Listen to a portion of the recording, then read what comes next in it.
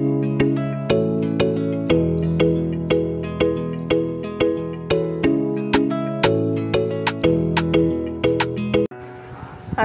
আলাইকুম। নতুন রান্নাঘর চ্যানেল থেকে সকলকে শুভেচ্ছা। আজ আমি কচুর রেসিপি করে দেখাবো। তো দেখে নিন আমি কিভাবে তৈরি করছি।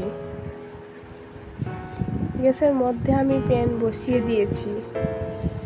প্যান গরম হয়ে আসলে এখানে আমি 2 চামচ পরিমাণ মতন সরষের তেল দিয়ে দিচ্ছি।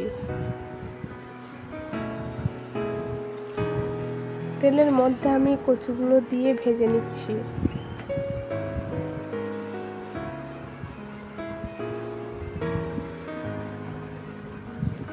প্রথম থেকে শেষ পর্যন্ত স্কিপ না করে দেখুন। কচুগুলো আমি লাল করে ভেজে নেব। তো আমি নাড়াচাড়া করে নিচ্ছি।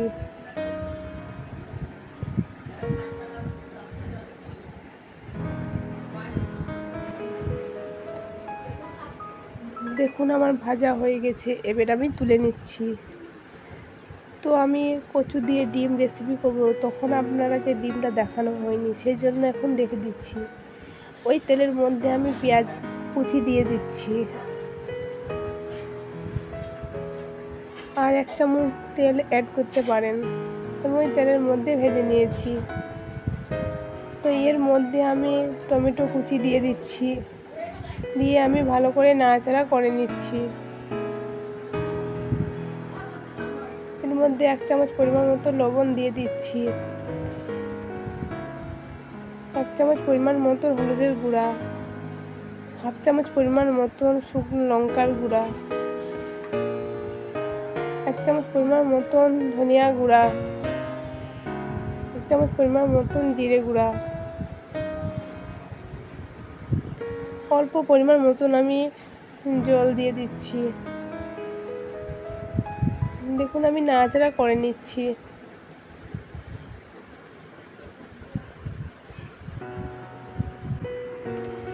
এর মধ্যে আমি 1 চামচ পরিমাণ মতন আদা পেস্ট, 2 চামচ পরিমাণ মতন পেঁয়াজ পেস্ট দিয়ে দিচ্ছি, দিয়ে আমি ভালো করে নাড়াচাড়া করে নিচ্ছি।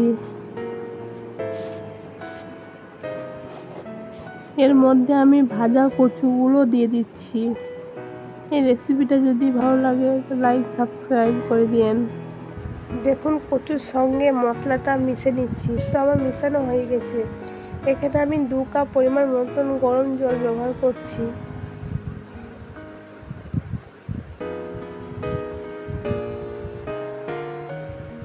এবার আমি নাড়াচাড়া করে নিয়েছি। এবার ঢাকনা দিয়ে ঢেকে দিচ্ছি। 10 মিনিট পর আমি ঢাকনা খুলে দিচ্ছি।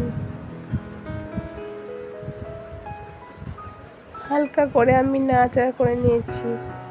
তো এবার আমি কচুটাকে নামিয়ে নিয়েছি। ওই প্যানের মধ্যে আমি 1 চামচ পরিমাণ মতন সরষের তেল দিয়ে দিচ্ছি। ওই তেলের মধ্যে আমি একটা ডিম দিয়ে দিচ্ছি।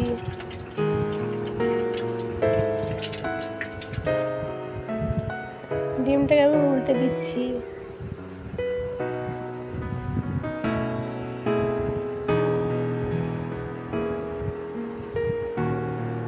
এখন আমি ডিমটাকে ভেঙে নিয়েছি।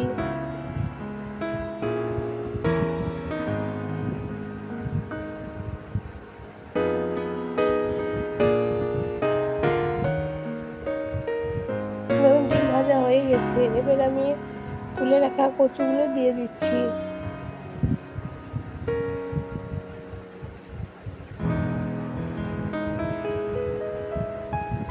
তো আমি ভালো করে নাড়াচাড়া করে নিয়েছি। দেখুন আমার কচু রান্না হয়ে গেছে। এবার আমি পরিবেশন করছি।